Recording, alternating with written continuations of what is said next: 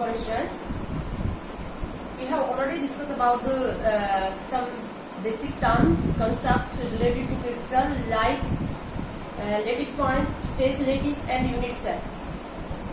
Lattice point, constituent particle, atom, ion, or molecules are represented by the points in space or in lattice. Lattice means crystal. That point is known as lattice point.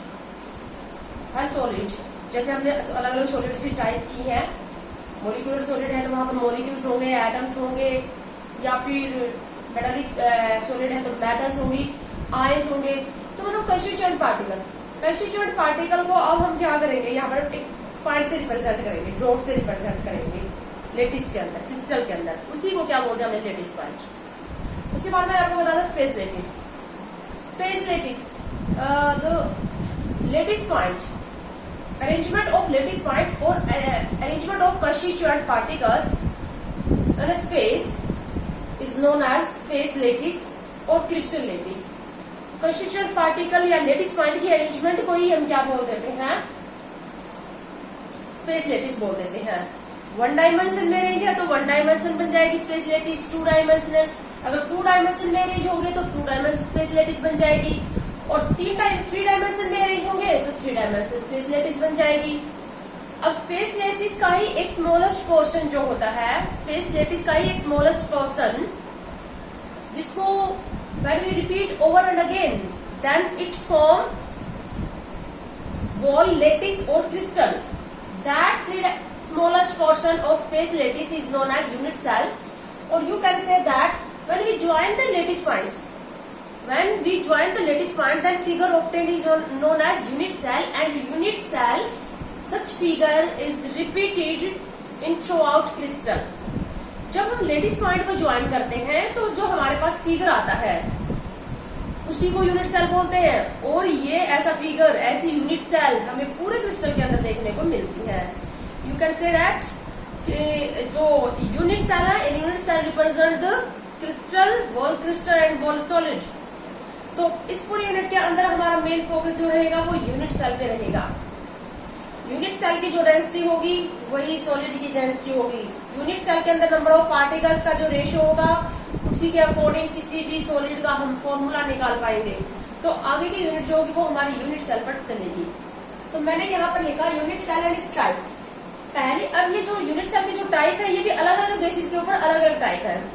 पहले हम dimension के base पर कर रहे हैं। वास्तव में जो रियल में जो सॉलिड है उनके अंदर कंस्टिट्यूएंट पार्टिकल या लेटिस पॉइंट्स जो है वो थ्री डायमेंशन में अरेंज है। बट हम थ्री डायमेंशन में कंस्टिट्यूएंट पार्टिकल अरेंज होंगे तो थ्री डायमेंशन स्पेस लेटिस बनेगी, और थ्री डायमेंशन स्पेस लेटिस का स्मॉलेस्ट पोर्शन क्या बनेगा, three dimension unit cell. But पहले हम पढ़ेंगे वन डायमेंशन, फिर two dimensional and then three dimensional. हमारा मेन काम है थ्री डायमेंशनल यूनिट सेल, लेकिन उससे पहले हम one dimensional and two dimensional unit cell के बारे में भी पढ़ लेते हैं। ठीक है, तो वन डायमेंशनल यूनिट सेल,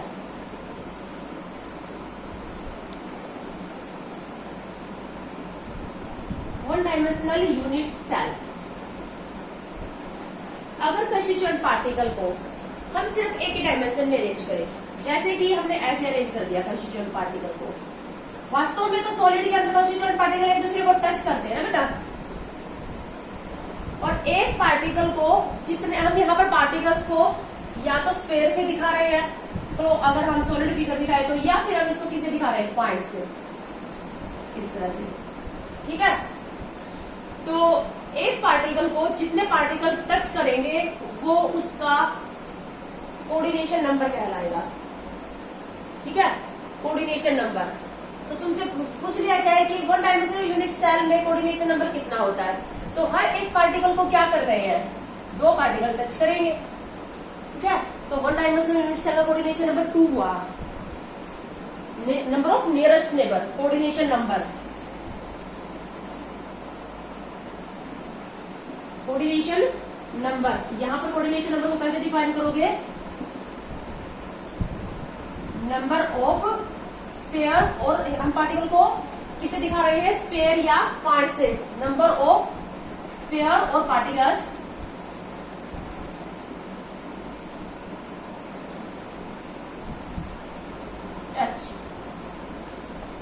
जितनी स्क्वायर टच करेंगे उसका कोऑर्डिनेशन नंबर कहलाएगा। तो वन डायमेंशनल यूनिट सेल का अगर तुमसे कोऑर्डिनेशन नंबर पूछ लिया जाए तो 2 होगा। हर एक स्क्वायर को क्या करेंगे, 2 स्क्वायर टच करेंगे।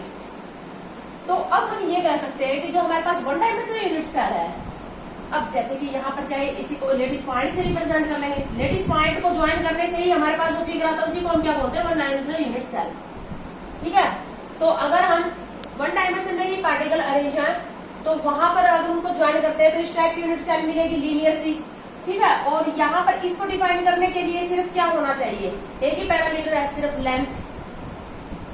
कितने पैरामीटर डिफाइन करेंगे वन डायमेंशनल यूनिट सेल को, ओनली वन पैरामीटर, सिर्फ इसकी लेंथ। कोई एग्जिस्टेंस नहीं है वन डायमेंशनल यूनिट सेल का, क्योंकि रियल में ऐसा नहीं होता है। उसके बाद हम पढ़ेंगे टू डायमेंशनल यूनिट सेल।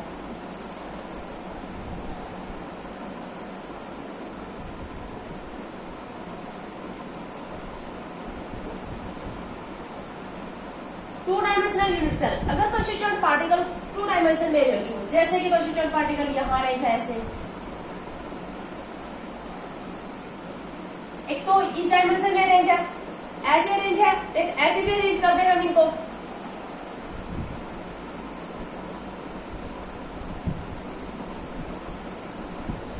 इस तरह से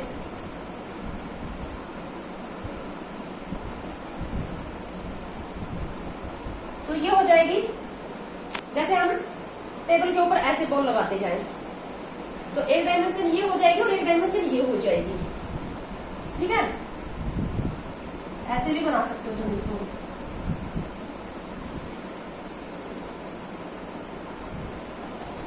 बट ये क्या होंगे, एक दूसरे से स्टैक होंगे ना, ऐसे तो ये मतलब एक डायमेंशन तो ये होगी और एक ये होगी, मतलब ये वाली 2 डायमेंशन होगी इसकी, ये हो गई और एक ये हो गई। तो ये जो टू डायमेंशनल यूनिट सेल है, टू डायमेंशनल यूनिट सेल को कितने पैरामीटर्स डिफाइन करेंगे, मैं लेटिस पॉइंट से रिप्रेजेंट कर रही हूँ अब टू डायमेंशनल यूनिट सेल को। हम डिटेल से भी पढ़ेंगे इनके नंबर ऑफ कोऑर्डिनेशन नंबर को। तो 2 डायमेंशन में मैंने यहाँ पर लेटिस पॉइंट को अरेंज किया, इस तरह से 2 डायमेंशन के अंदर जो है लेटिस पॉइंट अरेंज है। और इनको अगर मैं ज्वाइन कर दूं, लेटिस पॉइंट को ज्वाइन करने से ही जो फिगर आता है, जो पूरे क्रिस्टल में रिपीट होता रहता है, उसी को क्या बोलते हैं, यूनिट सेल। तो तुम देख रहे हो कि जो टू डायमेंशनल यूनिट सेल है उसको डिफाइन करने के लिए कितने पैरामीटर है, 2 तो लेंथ होगी, एक लेंथ को मैं नाम दूं A और एक लेंथ को नाम दूं मैं B, और एक इनके बीच का एंगल थीटा। तो 3 पैरामीटर्स आर रिक्वायर्ड। 3 पैरामीटर्स कौन कौन से, 2 तो length A, B and theta, angle इनके बीच का angle A, B and theta. A और B क्या है, लेंथ है। ठीक है, 2 तो हो गई लेंथ और एक क्या हो गया इनके बीच का, 2 साइड हो गई और एक इनके बीच का क्या हो गया, angle theta. 3 parameters are required to define two dimensional unit cell. अब बेटा टू डायमेंशनल यूनिट सेल जो है वो 5 टाइप की है, किस भी आपके ऊपर इन 3 पैरामीटर्स की कंडीशन देखते हुए। 3 पैरामीटर्स की एंगल कितने डिग्री का है, दोनों साइड्स इक्वल हैं, अनइक्वल हैं, दोनों के बीच में एंगल 90 डिग्री का है, 60 का है, अदर देन 90, अदर देन 60। ठीक है, तो इस बिहाफ के ऊपर depending upon the arrangement of these 3 parameters, two dimensional unit cell is of 5 type. Two dimensional unit cell 5 type की रहेगी हमारे पास। कौन कौन सी,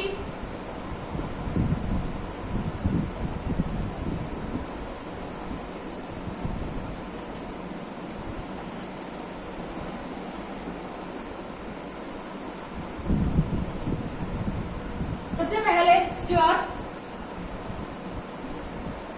स्क्वायर यूनिट सेल। सबको पता स्क्वायर यूनिट सेल कैसे बनेगी, लेंथ इक्वल होगी, A इक्वल टू B और थीटा कितना होगा, 90 degree. A equal to B and theta equal to 90 degree, square unit cell. Second हो जाएगी रेक्टेंगुलर। रेक्टेंगुलर यूनिट सेल क्या होगा,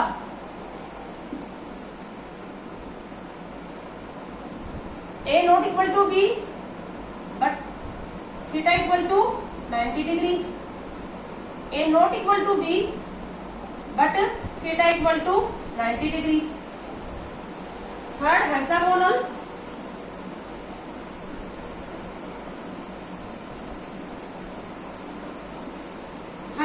unit cell A equal to B,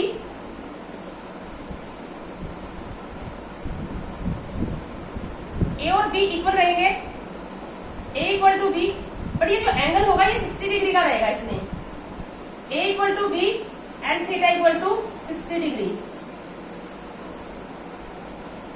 hexagonal unit cell के अंदर। तो अब उसके बाद हमारे पास आएगा रोम्बिक। फोर्थ जो टाइप है वो है हमारे पास rhombic unit cell. Rhombic unit cell में क्या होगा, A equal to B, theta not equal to 90 degree and theta not equal to 60 degree. A और बी साइड्स इक्वल रहेंगी, लेकिन थीटा 90 और 60 के अलावा कोई और डिग्री का रहेगा, theta other than 60 and 90 degree. क्योंकि ए इक्वल टू बी और थीटा 90 तो हो गया तो ये स्क्वायर बन गया, और 60 हो गया तो ये क्या बन गया, हेक्सागोनल बन गया। ठीक है, तो इन 3 पैरामीटर्स की कंडीशन को देखते हुए 4 टाइप हमने कर ली।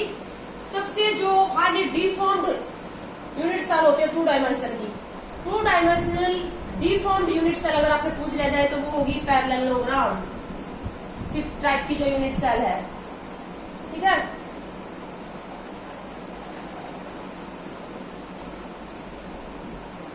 तो 5th टाइप है हमारे पास parallelogram unit cell. A not equal to B and theta not equal to 90 degree. A B equal नहीं है और थीटा भी 90 डिग्री का नहीं है, highly deformed 2 dimensional unit cell. तो ये हमारे पास 2 डायमेंशनल यूनिट सेल से 5 टाइप की 3 पैरामीटर्स उसको रिक्वायर्ड होते हैं। बाकी आगे जब हम क्लोज पैकिंग करेंगे तब इनका फिर से हम जिक्र करेंगे क्लोज पैकिंग में, जहां पर हम कोऑर्डिनेशन नंबर पढ़ेंगे। 2 डायमेंशनल यूनिट सेल 2 तरह की हमारे पास होगी depending upon the close packing, हम किस टाइप की पैकिंग कर रहे हैं। जो 2 डायमेंशन में हम पार्टिकल्स को अरेंज कर रहे हैं उसके बिहाफ के ऊपर फिर से हम इसके ऊपर लौटेंगे। फिलहाल तो मैं पैरामीटर्स के बिहाफ के ऊपर आपको यूनिट सेल की क्लासिफिकेशन करवा रही हूँ टाइप। उसके बाद अब हम आ जाते हैं जो हमारा मेन काम है 3 डायमेंशनल यूनिट सेल। अगर 3 डायमेंशन के अंदर पार्टिकल्स अरेंज हो,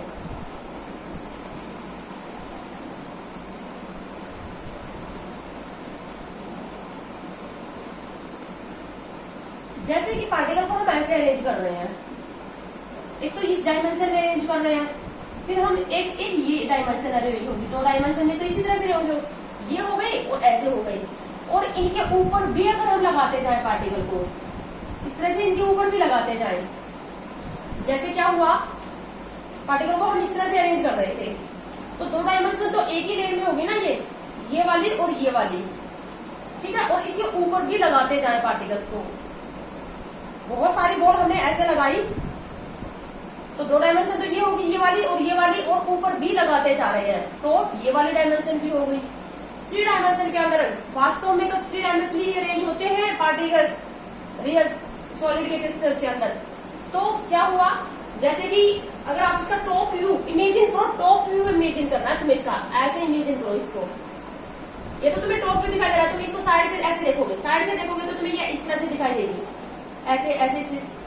क्या हुआ, ये 2 डायमेंशन बनी हुई है, ये वाली, और इसके ऊपर भी एक डायमेंशन ये ऊपर बनी हुई है। तो जो 3 डायमेंशनल यूनिट सेल है,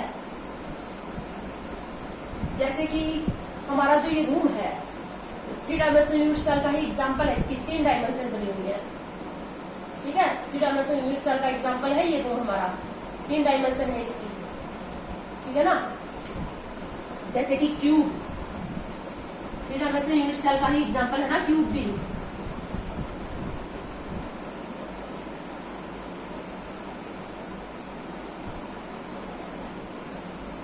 तो इसके कितने पैरामीटर्स होंगे, 3 तो इसकी साइड हो गई, कोई भी 3 साइड, जैसे कि ये एक साइड ये हो गई, एक ये हो गई और एक ये साइड हो गई, तो 3 तो इसकी साइड हो गई।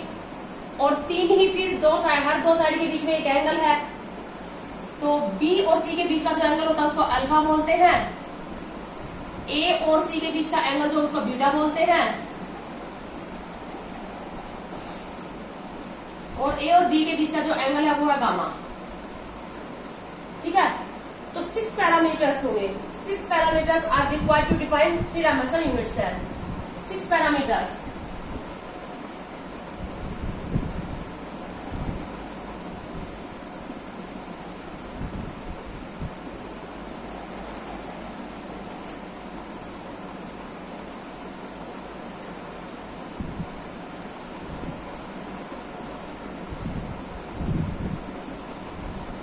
कौन कौन से?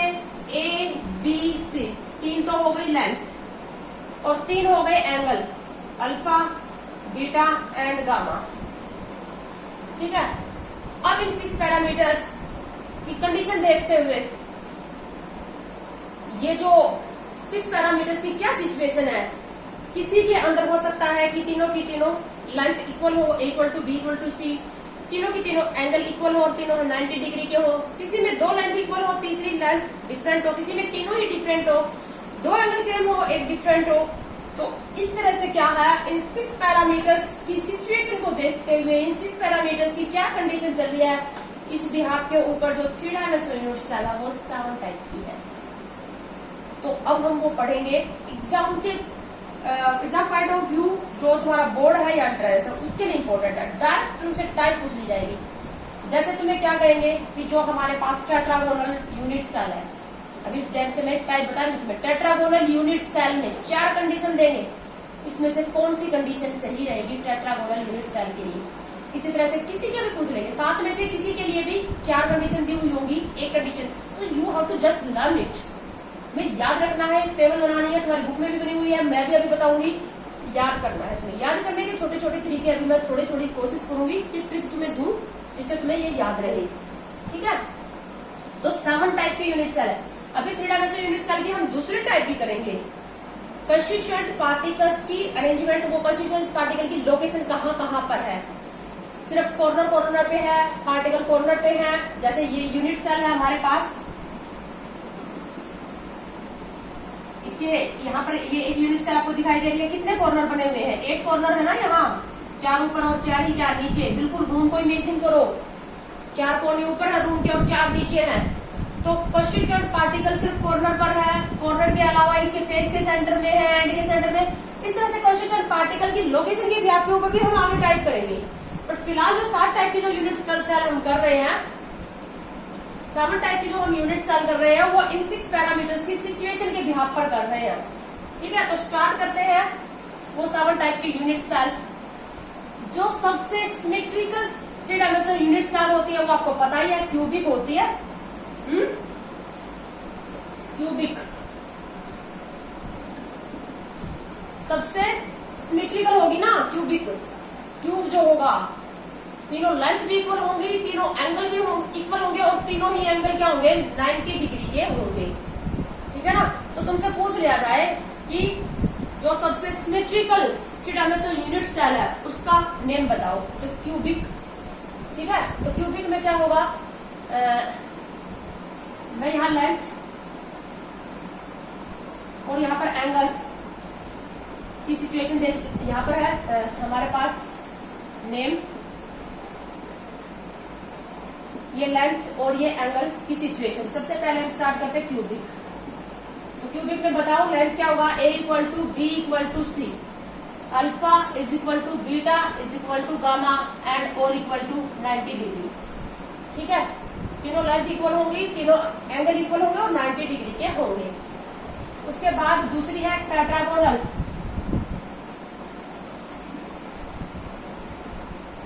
Tetragonal unit cell, tetragonal unit cell में 2 लाइन इक्वल होंगी। जैसे इसका अगर स्ट्रक्चर ड्रॉ करें हम, तो इसका तो इस तरह से स्ट्रक्चर आ जाएगा, सारी साइड इक्वल है, सारे एंगल भी क्या है, इक्वल है और सब क्या है, 90 डिग्री के ही है। बट जो टेट्रागोनल है उसमें क्या हो जाएगी, ये इस तरह से बन जाएगी टेट्रागोनल। ठीक है, ए और बी 2 साइड इक्वल हो जाएगी, लेकिन सी जो है वो थर्ड क्या हो जाएगी, डिफरेंट हो जाएगी। तो ये टेट्रागोनल होगी, ये क्यूबिक हो गई। तो इससे स्ट्रक्चर वैसे याद करने की ज्यादा जरूरत नहीं है, लेकिन पैरामीटर से वैसे पता भी चल रहा है। तुम्हें एक कंडीशन डायरेक्ट याद करनी पड़ेगी, एग्जाम में डायरेक्ट पूछा जाएगा तुमसे ये।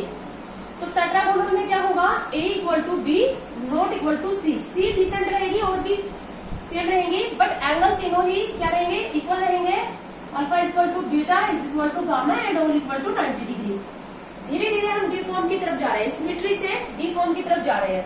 देखो इसमें तीनों ही इक्वल थी, इसमें एक अनइक्वल होगी। उसके बाद थर्ड कर लेते हैं हम हेक्सागोनल।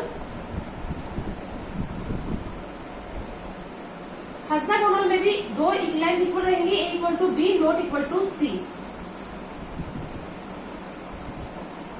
जैसे मैं ड्रॉ करके दिखाऊं तुम्हें यहाँ पर हेक्सागोनल में,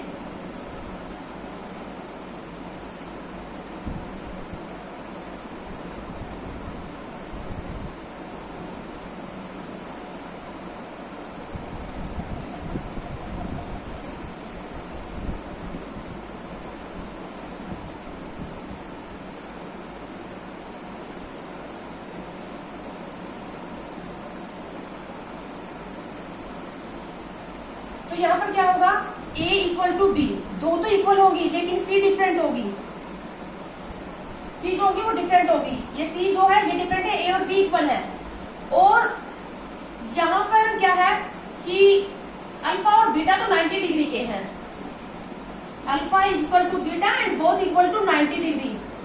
बट ये जो A और B के बीच का जो एंगल है ना गामा, A और B के बीच का एंगल ये 120 डिग्री का रहेगा। गामा इक्वल टू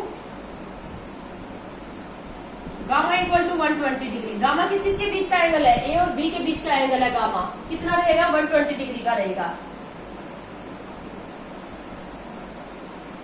कंडीशन क्या है हेक्सागोनल में, A equal to B not equal to C. Alpha और बीटा इक्वल और 90 डिग्री का और गामा 120 डिग्री का है हेक्सागोनल में। Fourth orthorhombic.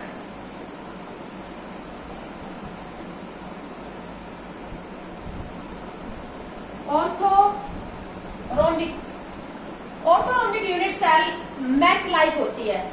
हमारी जो मैच बॉक्स होती है ना, माचिस की जो डब्बी होती है उसके मैच बॉक्स टाइप की होती है ये। ऐसे याद करो, मैच बॉक्स के जैसी। अब तुम लोगों ने मैच बॉक्स तो देखी होगी ना, तीनों ही लेंथ क्या होती है, अनइक्वल होती है, लेकिन तीनों एंगल तो 90 डिग्री के ही होते हैं ना। तो कंडीशन क्या रहेगी इसमें,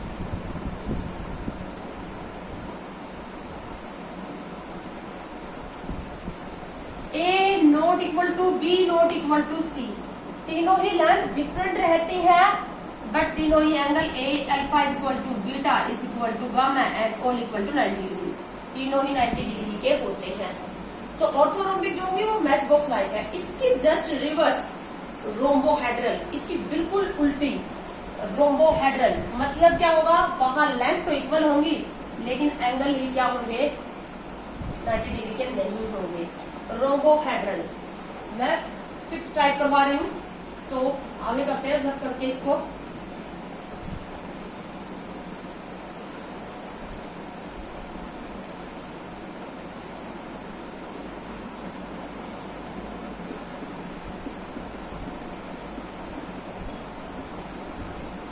रोम्बोहेड्रल जो है, आप ये मान लीजिए कि जो हमारे पास क्यूब है, उस क्यूब को अगर हम प्रेस कर दें, नीचे की तरफ दबा दें, क्यूब में तीनों लेंथ इक्वल होती है ना, अगर हम उसको दबा भी दें और तीनों ही एंगल इक्वल होते हैं, 90 डिग्री के होते हैं, तो क्यूब को हमने क्या किया, इस तरह से पकड़ के उसको दबा दिया नीचे की तरफ।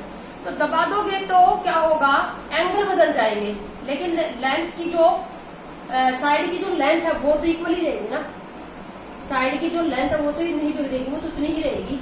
तो साइड इक्वल ही रहेगी, A equal to B equal to C, but angle जो होंगे वो 90 डिग्री के नहीं रहेंगे। यानी कि अगर हम क्यूब को डिफॉर्म कर दें, क्यूब को हम डिफॉर्म कर दें तो रोम्बोहेड्रल यूनिट सेल बन जाती है, और ये जो ऑर्थोरोम्बिक है उसकी जस्ट रिवर्स भी हो जाएगी।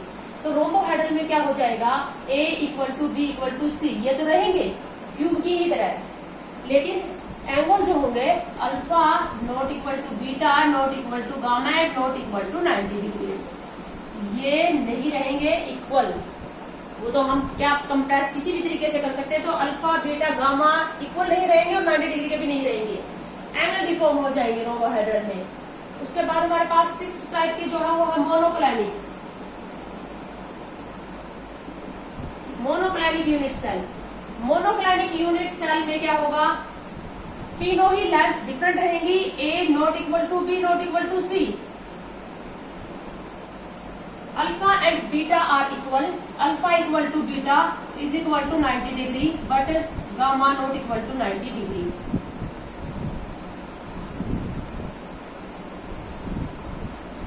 And gamma equal to 90 degree आएगा, alpha and gamma equal to 90 degree and beta not equal to 90 degree.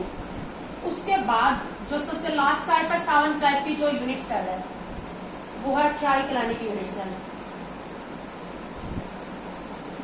अगर तुमसे पूछ लिया जाए कि 3 डायमेंशनल सबसे highly deformed 3 dimensional unit cell का नाम बताओ, सबसे highly unsymmetrical 3 dimensional unit cell is triclinic. नाम से पता चला ट्राई, तीनों ही लेंथ भी इक्वल होंगी, तीनों ही एंगल भी 90 डिग्री के नहीं होंगे। सबसे अनसिमेट्रिकल 3 डायमेंशनल यूनिट सेल है triclinic. A not equal to B not equal to C, alpha not equal to beta not equal to gamma and all are not equal to 90 degree.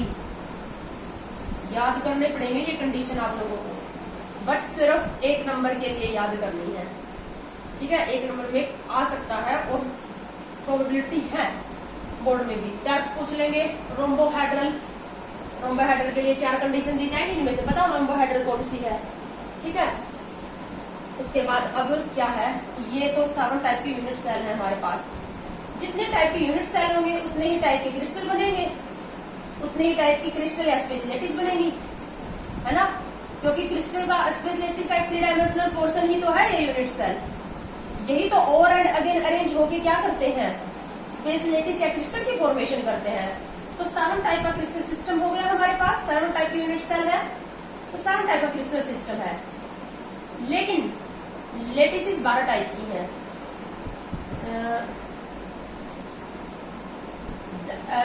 लेटिसेस जो है वो 13 type की जो ब्रैगियस lettuce है वो है हमारे पास। ब्रैगियस नाम के एक साइंटिस्ट ने लेटिस बताया। अब लेटिस का क्या फंडा रह गया, अभी क्या है कि मैंने ये जो 7 टाइप की जो यूनिट सेल करवाई ना, ये तो जो हमारे 6 पैरामीटर्स है उनकी कंडीशन के व्यापक करवाई है, ठीक है। अभी जैसे कि यूनिट सेल की जो मैं आगे आपको टाइप करवाऊंगी, उसमें कंस्टिट्यूएंट पार्टिकल की लोकेशन पर व्यापक करेंगे हम। अब कंस्टिट्यूएंट पार्टिकल की लोकेशन कहाँ है, इसके व्याप के ऊपर भी 4 टाइप की यूनिट सेल है, ठीक है। तो कुछ टाइप वहां से भी बनेगी यूनिट सेल की। पहले एक बार मैं तुम्हें वो वाली बात समझाऊंगी, 4 टाइप की जो यूनिट सेल है कंस्टिट्यूएंट पार्टिकल की लोकेशन के व्याप के ऊपर, फिर तुम्हारे ये समझ में आएगा कि ये 13 टाइप की लेटिसेस कैसे बनती है, ठीक है। अच्छा, अब एक बात और कि जो अब आगे की जो स्टडी चलेगी ना इस यूनिट की हमारी, वो जो सबसे सिमेट्रिकल यूनिट सेल है उसके ऊपर चलेगी, क्यूब के ऊपर चलेगी, ठीक है। क्यूबिक यूनिट सेल को ही हम डिटेल से स्टडी करेंगे। बाकी ये जो यूनिट सेल है इनकी हमारे डिटेल स्टडी नहीं है, क्योंकि ये अनसिमेट्रिकल है। सबसे सिमेट्रिकल 3 डायमेंशनल यूनिट सेल है क्यूब, इसलिए क्यूब की स्टडी करेंगे। अब मैं तुम्हें ये जो समझाई ना, क्रिस्टल सिस्टम 7 टाइप का है, लेकिन लेटिसेस 13 टाइप की है। ये 13 टाइप की लेटिसेस कैसे हैं ये मैं बताती हूँ तुम्हें क्या है। अब जैसे तुम्हें ये समझो, क्यूब है जो हमारे पास, क्यूब तो हमने किस व्याप के ऊपर की, 1 टाइप की यूनिट सेल हमारे पास क्यूबिक होगी, किस व्याप के ऊपर, लेंथ और एंगल के व्याप के ऊपर, A equal to B equal to C alpha beta gamma all equal to 90 degree, ये 1 टाइप की होगी। लेकिन कंस्टिट्यूएंट पार्टिकल की लोकेशन के व्याप के ऊपर भी क्यूब आगे 4 टाइप की है, ठीक है। अब जरूरी नहीं है कि कंस्टिट्यूएंट पार्टिकल जो हो वो सिर्फ कॉर्नर पर ही प्रेजेंट हो। कंस्टिट्यूएंट पार्टिकल कॉर्नर पर भी हो सकते हैं, फेस के सेंटर में भी हो सकते हैं। कॉर्नर पर तो सब में होंगे ही होंगे। कॉर्नर के अलावा अगर कंस्टिट्यूएंट पार्टिकल कॉर्नर के अलावा हर फेस के सेंटर में भी हो, ऐसा भी हो सकता है कि कॉर्नर पर तो होंगे ही होंगे, कॉर्नर के अलावा और कहाँ होंगे, हर फेस के सेंटर में। बताओ कितने फेस है क्यूब के पास, कॉर्नर 8 है, फेस कितने हैं, रूम को देखो, रूम के कितने फेस हैं, कितनी साइड बनी हुई है, एक इसके जस्ट अपोजिट में 2, एक ये 3, एक वो 4, एक ऊपर 5 और एक नीचे 6 फेसेस हैं। और हर फेस के सेंटर में भी एक एक पार्टिकल अगर लगा हुआ हो, ऊपर वाला फेस, नीचे वाला, ये साइड और एक आगे वाला और एक पीछे वाला, ठीक है। तो बेटा अगर जैसे अब क्यूब है तो क्यूब के अंदर अगर पार्टिकल सिर्फ कॉर्नर पर हो तो उसको बोलते हैं हम सिंपल यूनिट सेल। अब ये जो मैं टाइप करवा रही हूँ ना तुम्हें, ये किस व्याप पे करवा रही हूँ? कंस्टिट्यूएंट पार्टिकल की लोकेशन के व्याप के ऊपर। अब क्यूब में सिंपल भी हो सकती है, सिंपल क्यूब भी हो सकती है। हो सकता है किसी सॉलिड के अंदर क्यूब फॉर्म में हो, लेकिन क्यूब के अंदर भी क्या हो, सिर्फ पार्टिकल कॉर्नर पे लगे हो। किसी में क्या हो, इसको बोलेंगे face centred. Face centred unit cell किसको कहा? Particle present at the corner as well as in the centre of each face. Corner के साथ साथ हर फेस के सेंटर में भी है पार्टिकल्स। इसी तरह से बॉडी सेंटर्ड होती है एक body centred unit cell. Body centred unit cell में पार्टिकल देखो कॉर्नर पे तो हर किसी में होंगे, कॉर्नर पे होने के साथ साथ बिल्कुल एक पार्टिकल यूनिट सेल के सेंटर में होगा। बॉडी सेंटर्ड, बॉडी का मतलब यूनिट सेल के सेंटर में, जैसे रूम के बिल्कुल बीच में, रूम के आठों कोने में एक एक पार्टिकल लगा दे और एक पार्टिकल बीच में रख दे, बिल्कुल बीच में। ना वो किसी फेस को टच करेगा ना किसी साइड को टच करेगा, बीच में भी लगा दे। तो जैसे यहां रख दिया मैंने ये पार्टिकल, तो ये होगी body centred, body centred unit cell, ठीक है। इसी तरह से एक होती है एंड सेंटर्ड यूनिट सेल। जो एंड सेंटर्ड यूनिट सेल होती है वो क्या होती है? कॉर्नर पे होंगे पार्टिकल, कॉर्नर के साथ साथ किसी भी दो अपोजिट फेस में, जैसे सभी कॉर्नर पे है, आठों कॉर्नर पे एक इस फेस के सेंटर में, इस दीवार के बीचों बीच जैसे एक पार्टिकल लगा दिया जाए और एक इसके जस्ट पीछे लगा दिया जाए, ठीक है। किसी भी दो अपोजिट फेस के सेंटर में, जैसे इस फेस और इस फेस के सेंटर में, इसको बोलते हैं एंड सेंटर्ड। तो ये जो 4 टाइप के यूनिट सेल है, ये किस व्याप के ऊपर है? कंस्टिट्यूएंट पार्टिकल की लोकेशन के व्याप के ऊपर। तो अब जैसे कि हमारे पास क्या है, पैरामीटर्स की कंडीशन के व्याप के ऊपर तो अकेला क्यूबिक है, लेकिन क्यूबिक की भी सिंपल हो सकती है, फेस सेंटर्ड और बॉडी सेंटर्ड। क्यूबिक के पास एंड सेंटर्ड नहीं होती, ठीक है। इसी तरह से टेट्रागोनल की भी चारों टाइप हो सकती है, और ये भी जरूरी नहीं है कि ये चारों टाइप के यूनिट सेल हर एक यूनिट सेल के अंदर हो। अब जरूरी नहीं है कि टेट्रा, जैसे कि क्यूबिक के अंदर क्या होता है, एंड सेंटर्ड नहीं होता। क्यूब के अंदर, क्यूब के अंदर सिर्फ क्या होता है, कई सालों की जो स्टडी की गई है एक्सरे डिफ्रैक्शन से साइंटिस्ट ने, उनके व्याप के ऊपर बना हुआ डाटा है ये। अब तुम ये कहोगे कि होता नहीं है, क्योंकि ये कॉमन नहीं है, नहीं देखने को मिले इसके एग्जाम्पल। क्यूब के अंदर एंड सेंटर्ड नहीं होती, तो क्यूब के अंदर क्या होती है, सिर्फ सिंपल होती है, फेस सेंटर्ड होती है और बॉडी सेंटर्ड होती है। तो क्यूब भी फर्दर 3 टाइप की होगी ना, simple cubic, face centred cubic and body centred cubic, ठीक है। इसी तरह से किसी में हो सकता है, जैसे हेक्सागोनल में सिर्फ जो है सिंपल ही होता है, फेस सेंटर्ड ही होता है। किसी में 4 टाइप होंगी, किसी में एक ही टाइप होगी, किसी में 2 टाइप होगी।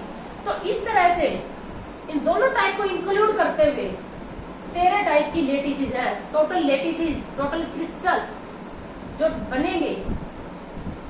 क्रिस्टल सिस्टम 7 तरह के हैं।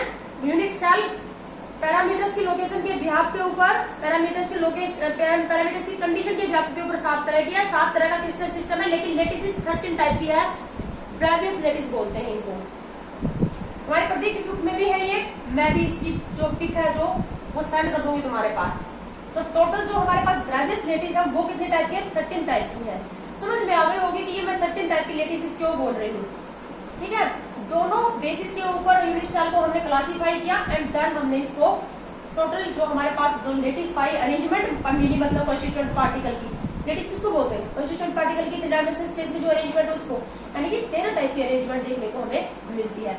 इस वीडियो में इतना ही लेंगे, उसके बाद नेक्स्ट स्टडी हमारी यूनिट सेल पे ही चलेगी। और यूनिट सेल की भी कौन सी 3 टाइप चलेगी, सिंपल क्यूबिक, फेस सेंटर्ड और बॉडी सेंटर्ड। इसी के ऊपर अब हमारी फर्दर यूनिट चलेगी।